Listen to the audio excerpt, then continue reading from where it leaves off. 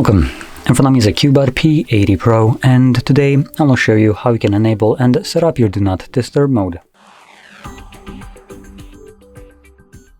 So to get started, pull down your notifications by swiping down from the top of your screen, and then swipe down once again to extend the list of visible toggles. One of those toggles should be Do Not Disturb mode, which for me is visible right on the first page, but you might find it on some other pages, as there is multiple. Once you see it, if you're doing this the first time around, you want to hold this toggle, and this will quickly take you to the settings where you can customize how the mode will function when enabled. Once you have done so, you can close this and then find the toggle, tap on it to turn it on, and once you're done with it, you can tap on it once more to turn it off. So with that being said, if you found this very helpful, don't forget to hit like, subscribe, and thanks for watching.